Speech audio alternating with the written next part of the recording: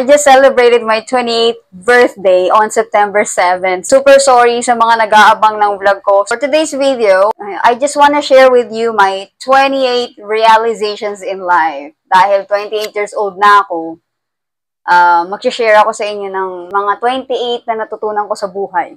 Let's start with personal growth and mindset.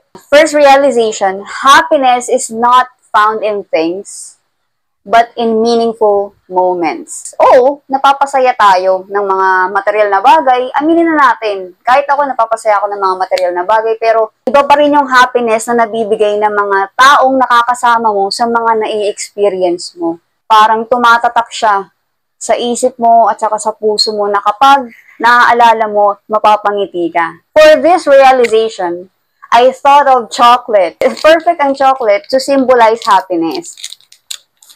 Oh. Oy.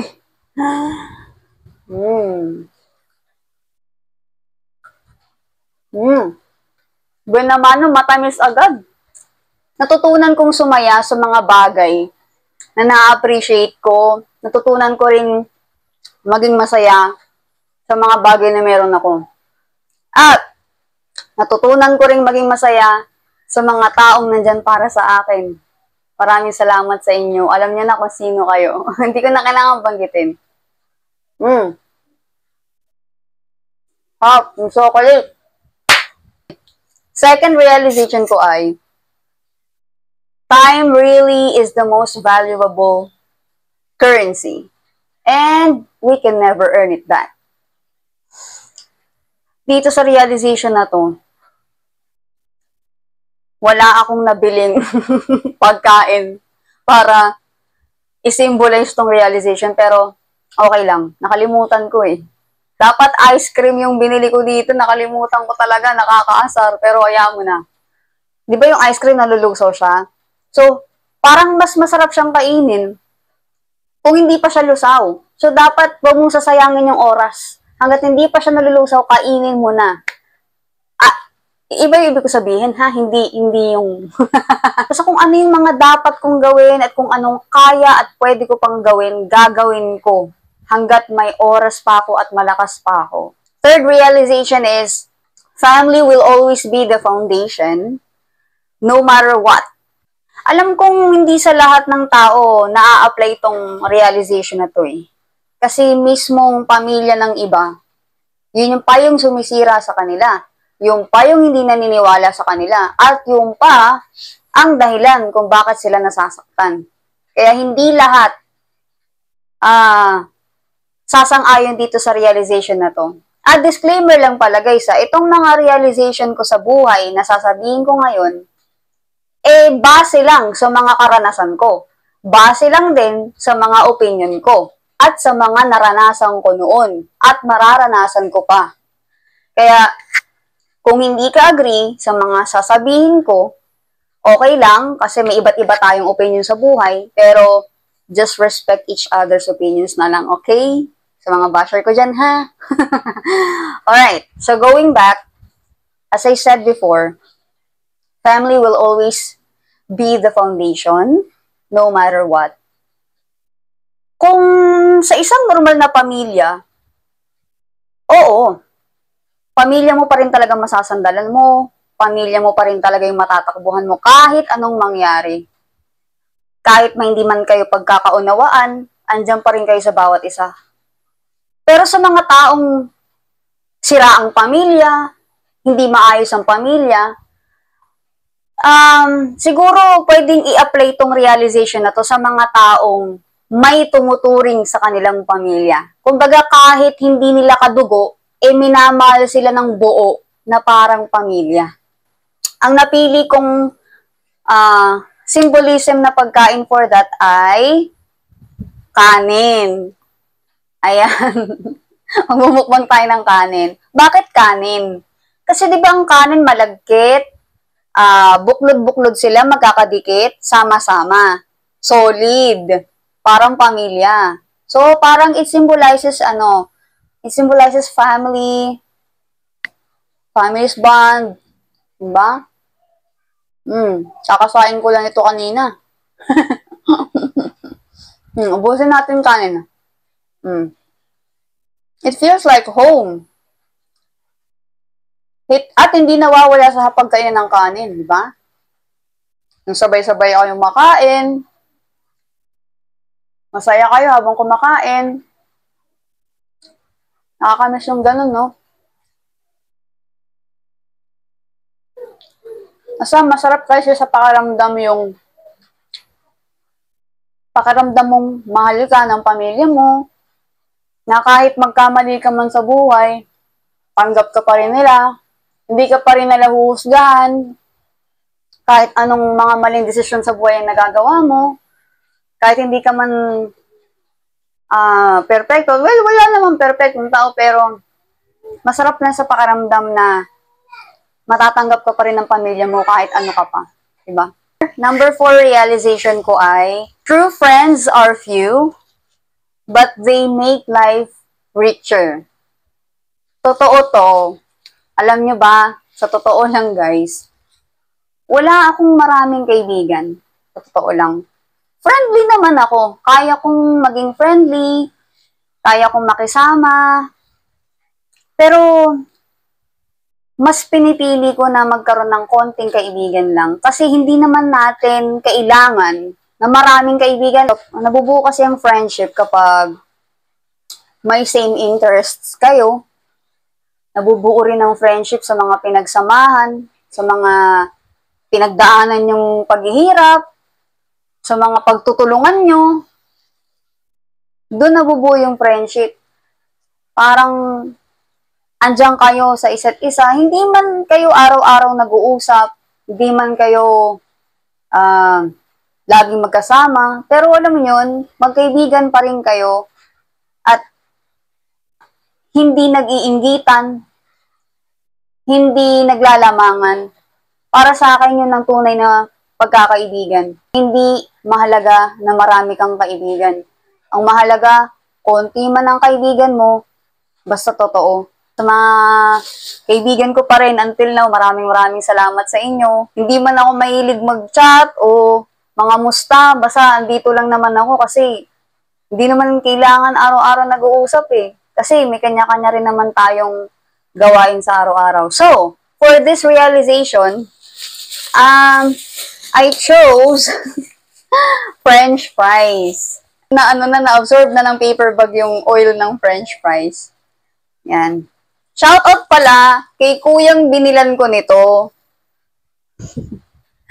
Salamat po sa pag-subscribe, kuya, sa channel ko. Salamat po sa'yo. Bakit French fries? Naisip ko kasi, kaya French fries yung napili kong symbol para sa friendship. Kasi 'di ba para yung mga fries na yan, para kayong mga magkakaibigan na kapag nagsama-sama, masaya. Isa rin to sa pinaka-paborito kong pagkain eh, French fries. Ngayon, para sa akin, fries, it symbolizes friendship talaga.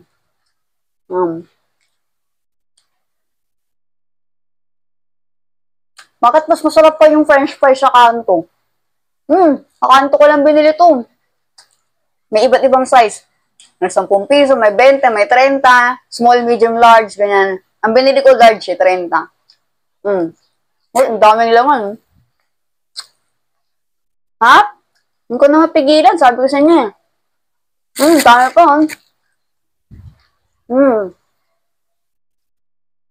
Sa talaga ng French fries. Okay, hindi tayo makaka-move on. Kung ubusin ko to, mabubusog agad ako. Okay. Next realization ko ay, ayun. Siyempre, kung mahal natin ang mga pamilya at kaibigan natin, dapat mahalin din natin ang sarili natin. Kaya, my 5th realization is, self-love is not selfish. It's the start of everything. Panis. Totoo naman. Kasi kung hindi mo mahal yung sarili mo, paano ka magmamahal ng iba? Kung hindi mo kayang alagaan yung sarili mo, paano mo maaalagaan yung iba? Kung hindi mo tutulungan ang sarili mo, paano mo matutulungan ng iba? Kaya, ang self-love or ang pag-uuna sa sarili ay hindi pagiging makasarili. For this realization, I chose, strawberry candy. Pochi. Okay, kaya strawberry candy kasi 'di ba? Parang love. Pag yung strawberry core, para siyang heart-shaped. Gratitude turns ordinary days into blessings. Ayan. Isa rin sa mga natutunan ko na maging grateful tayo sa kung anong meron tayo. Huwag tayong masyadong mag-focus sa mga bagay na wala sa atin. Kasi lalo ka lang may insecure, lalo ka lang malulungkot, diba? Mai-stress. Kumbaga kung anong meron ka, paunlarin mo na lang. For this realization, I chose bread with palaman. Bakit bread with palaman yung napili kong symbolism ng gratitude? Kasi 'di ba, kapag sinabing bread, parang biyaya. Kasi kahit simpleng tinapay lang siya, kapag nilagyan mo ng palaman sa loob, ma-appreciate mo yung lasa lalo. Parang gratitude. Na-appreciate mo kung anong meron ka. Hindi naman lahat ng gusto mo ibibigay. At hindi lahat ng pinaplano mo mangyayari. At hindi rin lahat ng gusto mo at pinapangarap mo ay makabubuti sa'yo. Minsan, yung plano ng Diyos mas maganda pa sa plano mo, di ba? Kaya, okay lang kahit hindi lahat ng plano ko matupad. Kahit hindi lahat ng gusto ko matupad. Basta nagpapasalamat ako at buhay pa ako ngayon. Ayun. At may matinong hanap buhay. Salamat doon. Nakakaraos araw-araw. Unti-unti binubuo yung pangarap. Kaya, sobrang nagpapasalamat pa rin ako sa mga binibigay sa akin na blessing. Comparison is a thief of joy. Alam niyo ba dati, ang hilig kong ikumpara yung sarili ko sa ibang tao. Ang laki ng insecurity ko sa sarili ko dati. Lagi kong sinasabi, bakit sila ganito, tapos ako ganito? Bakit ako ganito, tapos sila ganito, ganyan? Lahat ng bagay kino-compare ko sa sarili ko tsaka sa iba. Hindi dapat ganun pala. Matutunan ko sa mga nagdaang taon na dapat mag-focus ka lang talaga sa sarili mo. Kasi kung tinitingnan mo lagi yung ginagawa ng mga tao sa paligid mo, at kung sinusubaybayan mo yung mga ginagawa nila, anong mangyayari sa'yo? Diba? So para, alam mo yun, kung anong dapat mong gawin, gawin mo na lang. Kung anong makakabuti sa sarili mo. Parang waste of time, no? Parang waste of time kung papansinin mo pa yung mga ginagawa ng mga tao na hindi naman kapaki-pakinabang sa buhay mo. Kaya yun ang naisip ko. At bakit ko kukumpara yung sarili ko sa taong hindi ko namang katulad? At isa pa, ayoko namang maging sila. Diba? Bakit ko kailangan maging katulad nila? Ako to eh. Diba? Ako to, bakit kailangan kong gumaya ng ibang tao para lang gustuhin ako? Ang gusto ko, gustuhin ako kung ano ako talaga. Hindi ko kailangan gumaya ng ibang tao o magkumpara sa sarili ko sa ibang tao para lang magustuhan ako. Kasi normal lang naman na may mga taong ayaw sa'yo. May mga taong hindi natutuwa sa ginagawa mo. May mga taong gusto ka. May mga taong natutuwa sa'yo. Iba-iba. Kasi you cannot please everyone. Dati people pleaser ako pero mahirap din kasi parang hindi ka masaya. Kung lagi mong aalalahanin na kailangan gustuhin ka ng tao, hindi ka magiging masaya. Sa totoo lang. So, inisip ko na lang na, okay.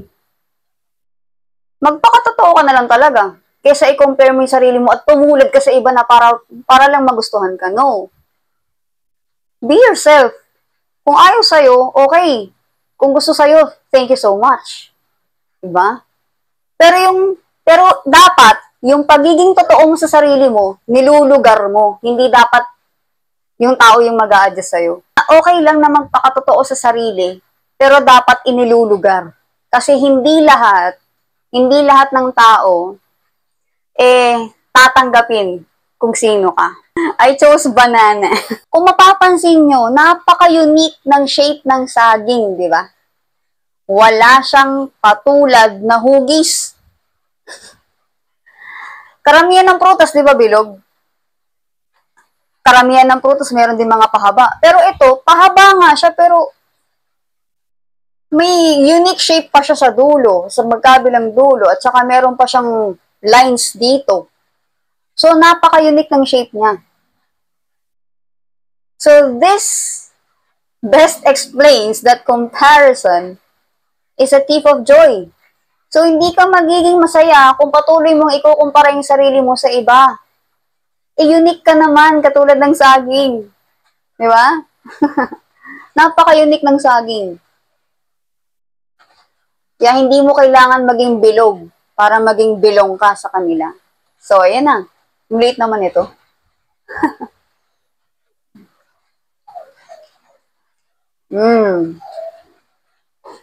Medyo, buti hinog-hinog na yung nabili ko. Ayan. Ubusin ko to. Kasi pangit na to kapag hindi inubos. Mangingitim yung saging.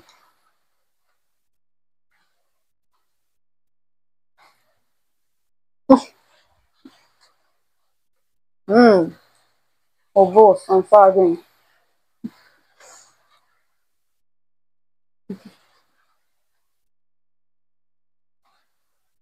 Walang iinom ng tubig. Kahit anong mangyari. Pero meron akong portion na iinom ako ng tubig. Let's go over relationship and people naman. So, my 8th realization is, saying no is just as important as saying yes. Agree ako dito. Hindi masamang tumanggi minsan. Hindi masamang magsabi ng no minsan. Parang kung gaano ka-importante yung pagsasabi ng oo o yes, ganun din ka-importante yung pagsasabi ng hindi or no. Kasi may mga bagay na hindi natin kayang ibigay, may mga bagay na hindi natin kayang gawin. Bakit natin pipilitin? Diba? Kung pipilitin natin, papangit lang yung kalalabasan. Kaya hindi masamang minsan magsabi ng no. Hindi masama minsan tumanggi. Hindi ibig sabihin na kapag tumanggi ka, masama ka ng tao. Hindi. Minsan ang pagtanggi, yun pa ang makakapagprotekta sa sarili mo. At minsan, kapag yes ka lang ng yes, oo ka lang ng oo, hindi mo alam, napapahamak ka na, oo ka lang ng oo, minsan naaabuso ka na pala. Kaya hindi masamang magsabi ng no minsan. Hindi. Parang parang limitation mo yun sa sarili mo na hindi lahat kaya mong ibigay, hindi lahat kaya mong gawin. 'Di ba? Lahat ng bagay may limitation Kasi lahat ng sobra masama. Kaya kailangan natin limitahan. I chose, ano ba napili kong pagkain for this? Maasim! Maasim yung napili ko. Sampalok. Okay. Where's my sampalok? Okay. Bakit sampalok? Kasi, teka, may buto ba to? Walang buto. Nakachamba tayo. Binili ko to sa parang yung mga tindahan ng mga pasalubong, mga biskotso, yung mga anik-anik, kutkutin. Yan. Mura lang siya. Namiss ko kumain ng sampalok. Asim. Bakit maasim? Bakit sampalok yung napili ko sa saying no is as important as saying yes? Kasi parang, diba parang pag nangangasim ka, diba? Napapaganong ka, no. Charot lang. Ay, hindi. Akala ko walang buto, meron palang buto. Buti hindi ko nalunok. My 9th realization is, Mistakes are not failures. They are teachers. Totoo to.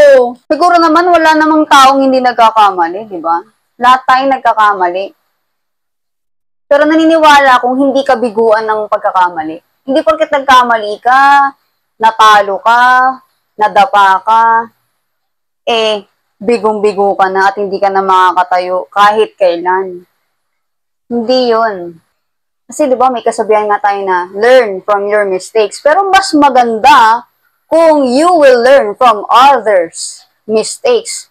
Pero minsan, kailangan din talaga nating magkamali mismo sa sarili natin para alam natin kung ano yung pakiramdam, alam natin yung experience. Kasi iba talaga kapag tayo yung nakaranas ng mistake na yun eh. Parang tatatak talaga sa utak natin at sobrang marami tayong matututunan. Kaya naniniwala ko na ang mga mistakes na yan at mga maling desisyon natin sa buhay ay best teacher natin yan. I chose... Okay, where's my cookie? Meron sa history na may isang baker, Persian baker yata yun. I don't know if it's during 7th or 6th century. I'm not sure. Pero ang cookies, parang na-invento siya by accident eh, di ba? So parang, to test the temperature of the oven, so parang nag-a-apply sila ng small amount of dough sa loob ng oven para ma-testing nila kung okay na ba yung temperature, pwede na bang gamitin or mag-bake sa loob. So, accidentally nilang nabuo yung cookies. So, parang yun na yung tapos masarap pala. Parang mistakes lang natin na, nagkamali tayo pero may natutunan pala tayo doon na mas maganda. So, para siyang cookie. So, kaya ito yung napili kong symbol for that. Strawberry flavor pala yung napili ko. Hop.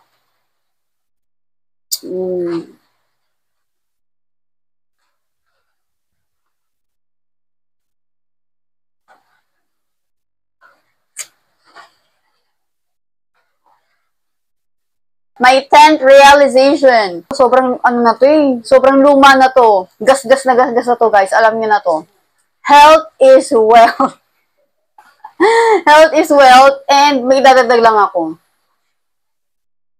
It should never be taken for granted.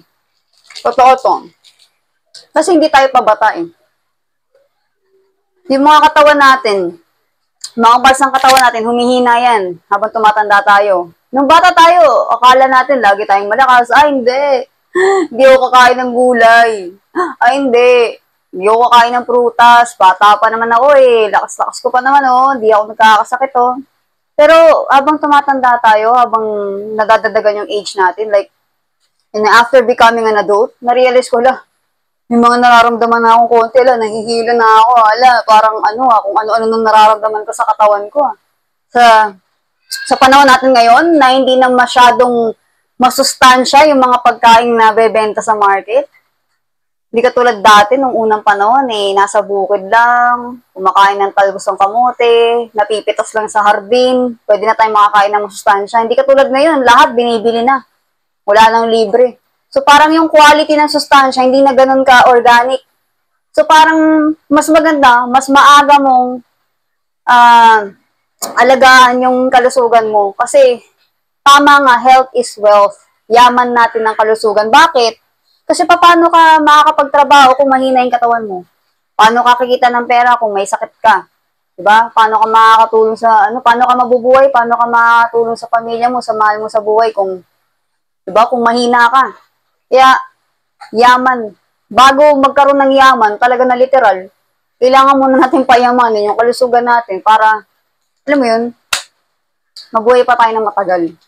Kasi ang tao ay sadyang nilikhang mahina. I chose orange.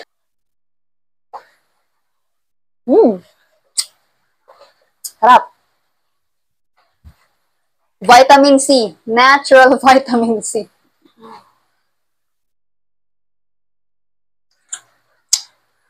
May buto ba to? May buto ba to? Tapat ko nga sa ilaw. Uy, parang walang buto. Ponkan yata itong nabili ko eh. Nabili to ako. Sa Ponkan at Orange.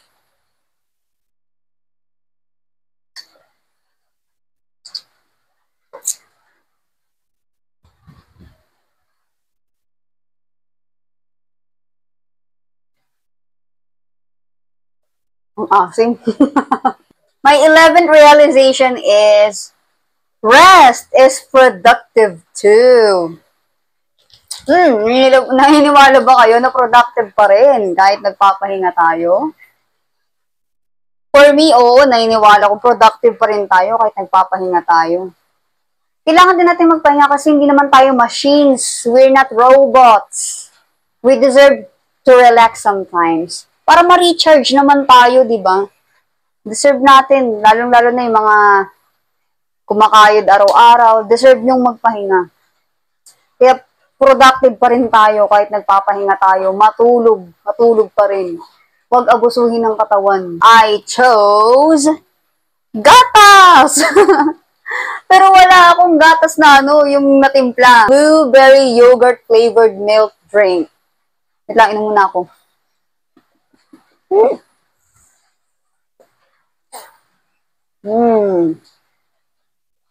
Uminom muna bago mag-explain. Kaya gatas kasi, di ba, nung mga bata tayo, bago tayo matulog, umiinom muna tayo ng gatas. Ang sarap niya. Ang sarap, hindi siya masyadong matamis. Ang sarap niya. Ay, hindi pala dapat. Ang sarap nito, hindi niya. Pagkakulay pa ng damit ko, ng outfit natin today. Happy birthday to me. Violet girl. Kasi favorite color ko yung violet. Mukha akong violet. Ang sarap. Nako.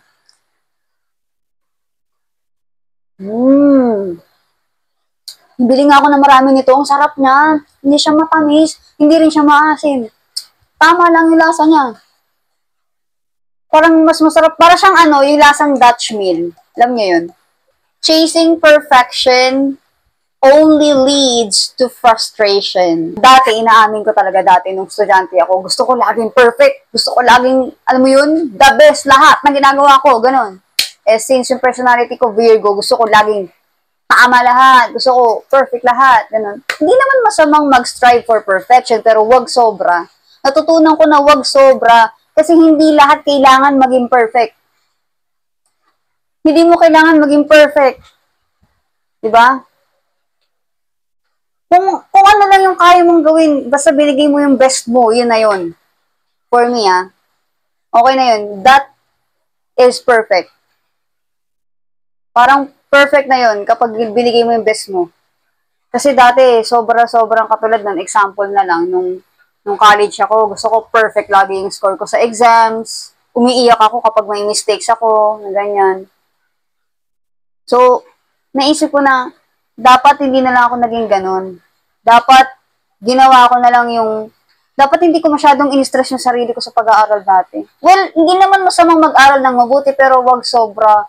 Kasi, nawala na yung kasiyahan ko talaga, hindi ko siya na-enjoy. So, parang hindi mo kailangan palang maging perfect. Yun na natutunan ko. Hindi mo kailangan. Kasi mapa-frustrate ka lang. Hindi ka magiging masaya, ma-stress ka lang. Basta gawin mo lang yung tama lang. Dapat masaya ka at the same time at may matututunan ka, magiging masaya ka, ganun. At wala kang nalileft behind. At wala ka rin nane-neglect sa sarili mo. Siomay! Oh my gosh, kakain tayo ng siomay. Ito, binili ko pa to sa Master Siomay ba to? Teka, oo nga, Master Siomay pa to. Ito, katulad nito, hindi perfect yung shape niya. Medyo magulo-gulo yung niya, parang kulukulubot. Kung ano siya, doon siya nagugustuhan ng tao. Di ba ang daming may gusto sa siomay? Daming kumakain ng siomay. Kahit saan, nakikita natin yan. So, hindi kailangan maging perfect ni siomay. Hindi kailangan maging perfect yung shape ni siomay para magustuhan siya.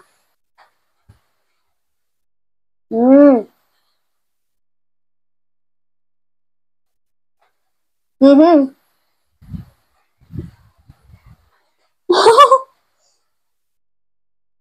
Nakita niyo yun? May sumamang, may sumamang buto ng kalamansi. Buto nagdura ako. Lang, higupin ko yung toyo. Sarap eh. Mmm. Mmm. Sarap ng siomay, guys. Isa pa.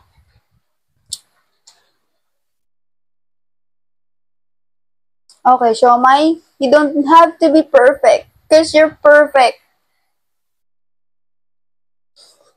Mmm.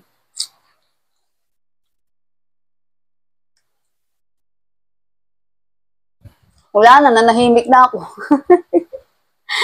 Na-explain ko na si siomay. Mmm.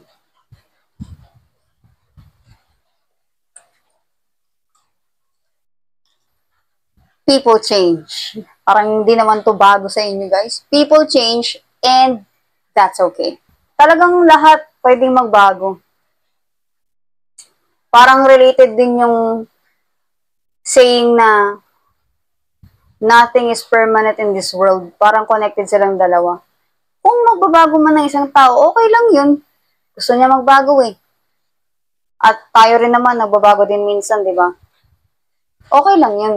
Kailangan natin tanggapin na lahat ng bagay dito o tao sa mundo ay pwedeng magbago. Hindi natin yung mapipigilan. Pero sana, sa pagbabago na yun, maging mabuti ang resulta at hindi nakakapagpahamak sa ibang tao at hindi makakasama sa'yo. So, for this realization, ang napili kong pagkain ay green mango. Oh guys, ang sarap! Oh, bagoong! Nangasim yung mga nanonood dyan. Mangasim kayo, mangasim. Kasi di ba yung green, parang it symbolizes change. Di ba, ang mangga, kapag nahihinog, nagiging dilaw, nagbabago yung kulay. People change, and that's okay. Alam, tigas ha, dapat kayanin to ng ngipin ko at braces ko. Sana wag matanggal.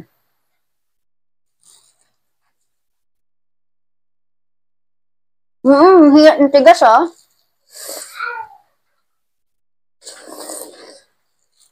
Hindi lang kinagat ko kasi makapal eh. Ang sarap. Sarap ng mangga. Alam niyo ba guys kung magkano na to? Nagulat ako kanina. 20 pesos. 20 pesos na isa nito. Nakakaloka. Dati, 5 piso lang to eh. Oo.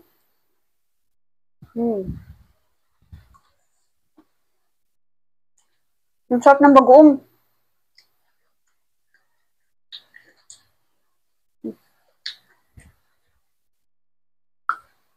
Talaga, natatakot ako, kaka-adjust lang ng brace ko, baka mabali.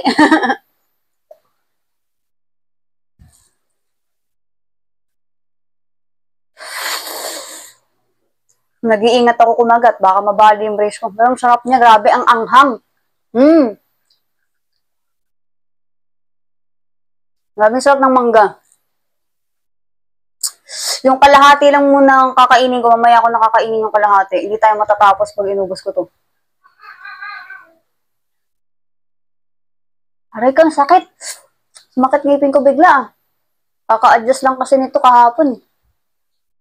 Last na lang, yung pinakadulo.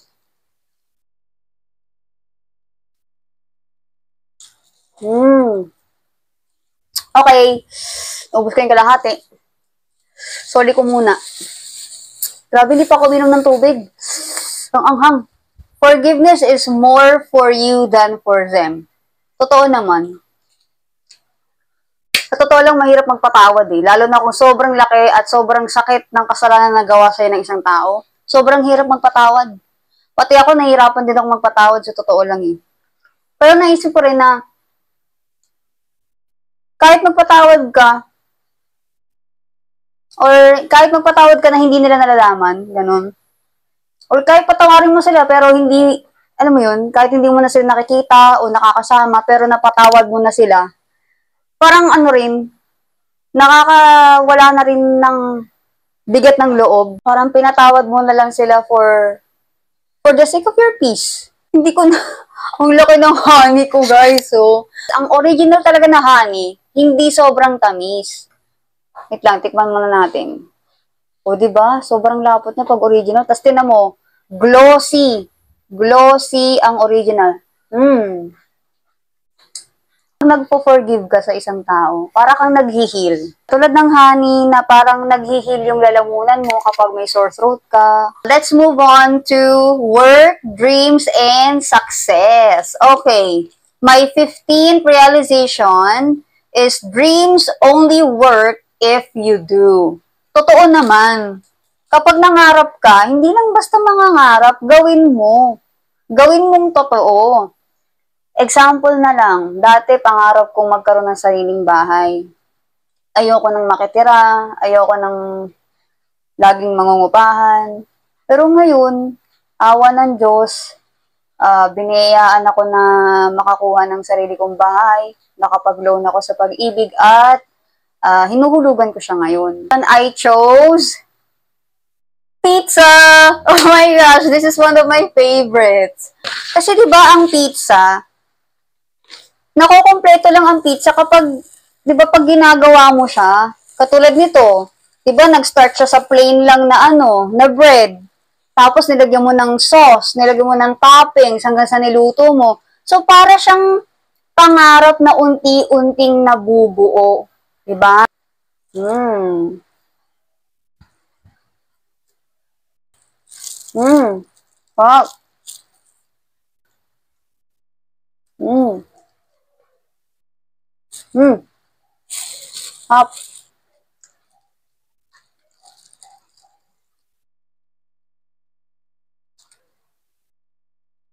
Mm. My 16th realization is money is important, but it's not everything. Totoo naman. Totoo naman napaka-importante ng pera. Hindi tayo mabubuhay na walang pera dito sa mundo. Totoo naman yun.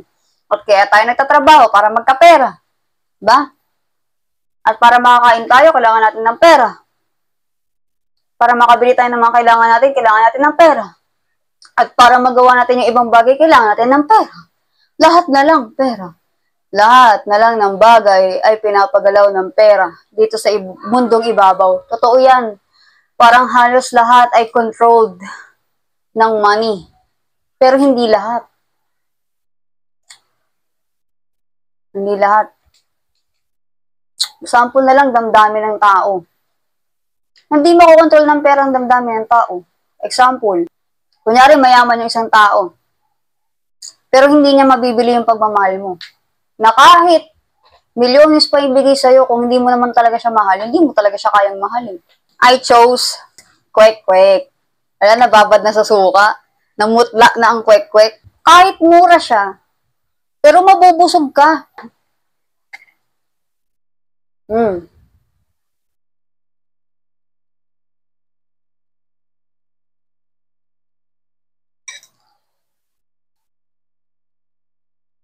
My 17th realization is, sometimes, walking away is the bravest choice. Pag nararamdaman mong hindi ka tanggap, o nararamdaman mong hindi ka welcome,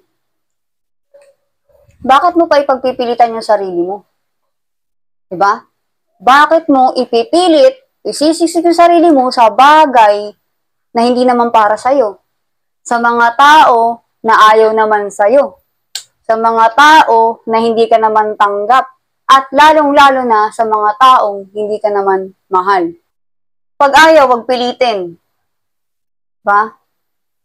Pag feeling mo, hindi na makakabuti sa'yo itong sitwasyon na to, umalis ka. Ganon.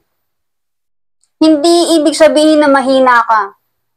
Hindi porket umalis ka o umiwas ka, mahina ka. Hindi. Kasi yun yung makakabuti sa'yo. Kahit mahal mo yung isang tao, kung hindi naman talaga siya para sa'yo, dapat handa kang lumayo. kung masasaktan ka lang. 'Di ba? Parang ganun. Parang ganun yung explanation doon. When it comes to relationship, I chose dynamite. Like a dynamite. Charot lang. Bakit dynamite? Kasi di ba maanghang to? Napapagano, maanghang. Ganyan. Kasi so parang it explains yung realization ko kanina na walking away is the bravest choice that you could do. So parang ito yun, na pag kumain ka ng maanghang, na mapapaganong ka, na parang napapalayo ka na sa kinakain mo, so sobrang anghang. Na kapag, alam mo yun, kapag naanghangan ka na, parang, okay, stop na, ayoko na, maanghang na to. Ganon. Ganon yung interpretation. Ewan ko kung na-guess nyo na yun. Kainin na natin tong dynamite.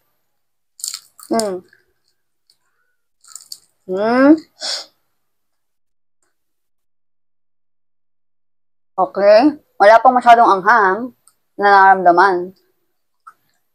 10 piso kaya ang bili ko dito.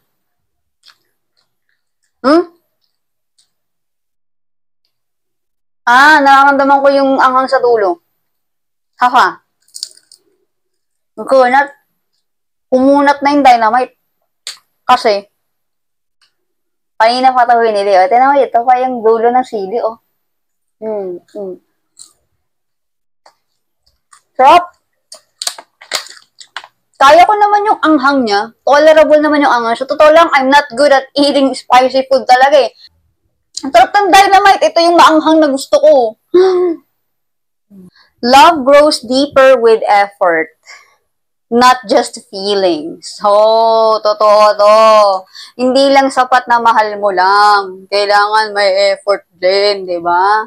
Hindi yung puro salita lang. Hindi naman ito laging nag-a-apply sa, romantic relationships. Sa lahat ng uri ng relationships, mapakaibigan man yan, mapapamilya, lover, partner, or kung ano man klase ng pagmamahal yan sa tao, mas mararamdaman talaga natin ang pagmamahal kapag may effort.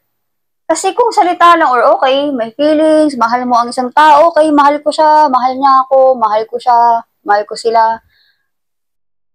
Asan ang patunay? Ayan ang natutunan ko sa buhay ko. Na hindi lang ako nakukontento sa salitang mahal kita. Kasi salita lang yun eh. Oo, masarap siyang pakinggan. Masarap pakinggan kasi lalong-lalo na sa mga words of affirmation ng love language. Masarap talaga pakinggan. Pero iba pa rin talaga kapag may kasamang effort or action to prove na love ka talaga ng isang tao. Then I choose yung yum-yum na biskuit. Yan ba yun? Yan. Ewan ko ba? Yan. Yum. Ewan ko, basta ito siya. Ito yung love na meron ka for a person. Wala pang effort to. Very plain, very simple. So, kapag ang love ay sinamahan ng effort, parang ganito. Kailangan mong i-dip para magkaroon ng effort. At para mas lalong sumarap, para mas lalong mag-grow. As simple as that. Gets nyo na yun. Harap. Harap. Titiran ko yung baby ko. Bibigay ko sa kanya to. Solitude can be healing, not lonely. Totoo naman. Di ba kailangan din natin minsan mapag-isa para makapag-isip-isip tayo ng maayos, mag-reflect tayo sa mga bagay-bagay. Hindi masamang mapag-isa, hindi malungkot ang mag-isa minsan. Sito na red. Kala niya sito na. Alam niyo, di ba, naalala ko tuloy yung nauso sa TikTok yung ate, pabili nga po sito na red. Wala nang red. Green na lang. Hindi pwede yan. Ayoko guminom na.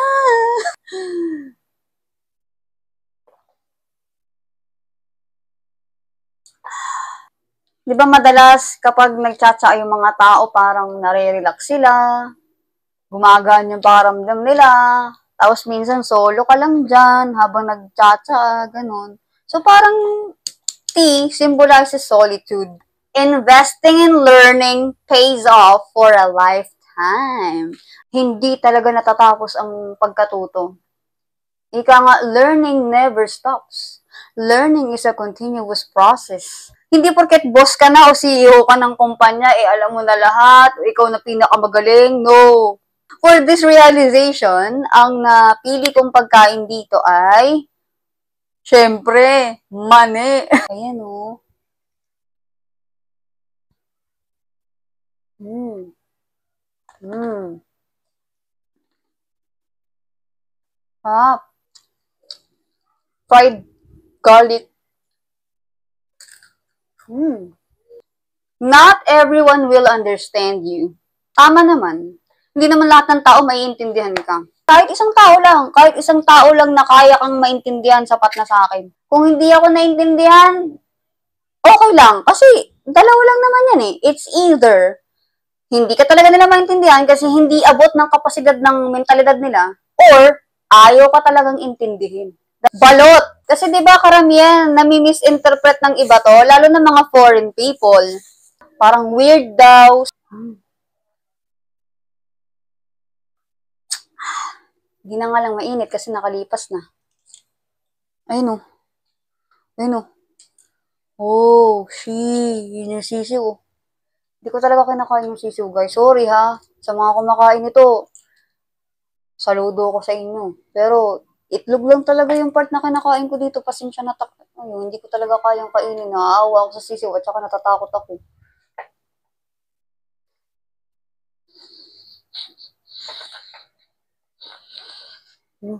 Mm.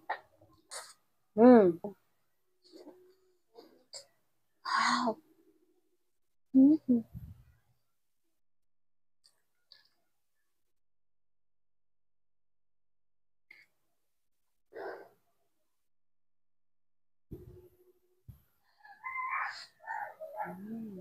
Small, consistent habits create big changes.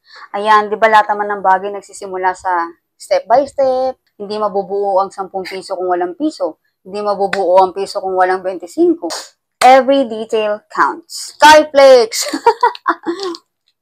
Bakit Skyflakes? Kasi tinan nyo, it consists of several squares muna.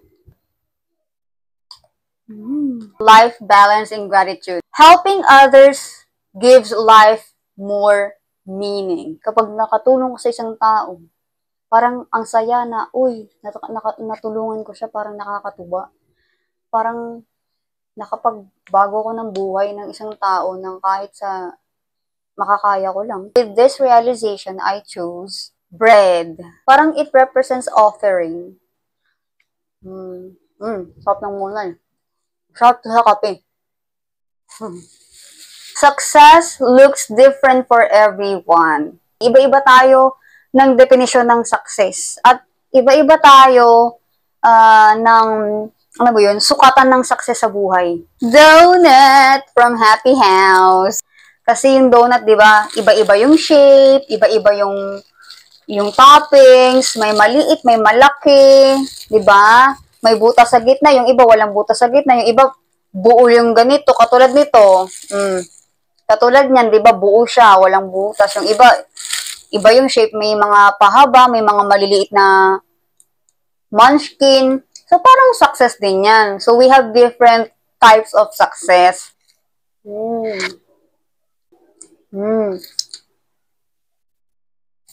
Hindi masyadong matamis. Ito yung nagustuhan ko sa Happy House eh. Yung mga donut ng Happy House, hindi masyadong sugar yung lasa niya. Moderate lang yung sweetness. Parang, sarap po, may feeling pa sa loob. Nilaan.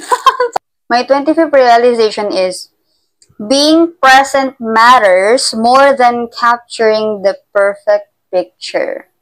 Paramdam mo, at least man lang, na nandyan ka for them. Ganun, kahit wala yung presensya mo, parang nandyan pa rin yung presensya mo, kahit hindi ka nila nakakasama or nakikita. Fried noodles. As long na nabubuhay ako, like parang mahabang noodles, andyan ako for them. Parang ito yun. Diba? So, tikman natin. Itong fried noodle, ang sarap nito. May kasama siyang toge. Tapos, ikaw yung maglalagay ng sauce. Like, lalagyan mo ng sweet and chili sauce, oyster sauce, peanut sauce, at kung ano-ano pa. Mm.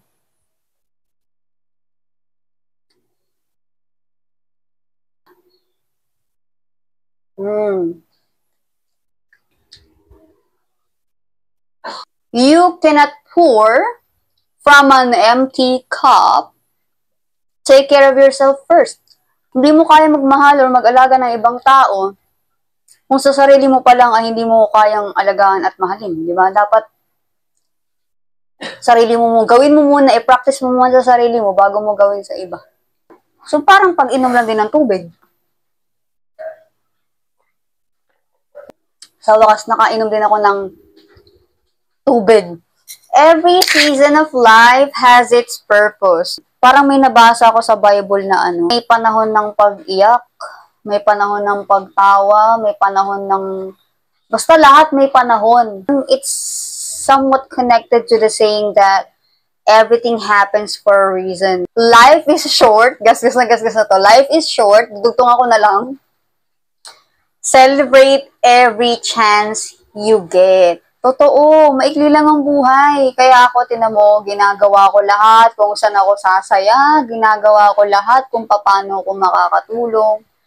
Ginagawa ko lahat, kumbaga sinasabi ko kung ano yung nararamdaman ko agad. Sinasabi ko kung nalulungkot ako, kung masaya ako, kung galit ako, sinasabi ko, ganyan. Tapos, ginagawa ko na rin kung ano yung gusto kong gawin. Kasi maikli lang naman talaga yung buhay. Kasi hindi mo na magagawa yan pag mahina ka na, ganun.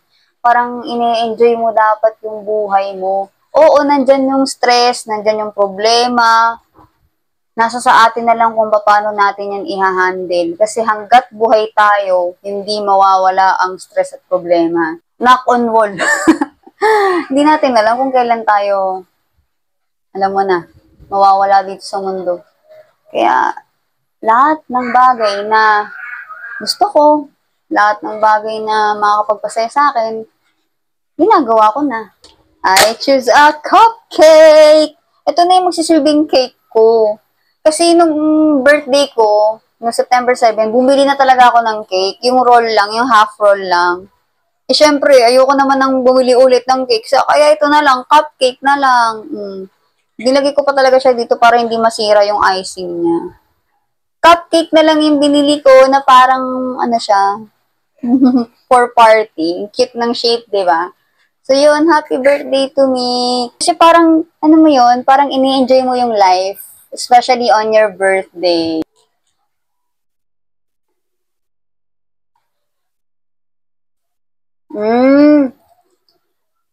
Parang siyang lasang mamon sa Goldilocks.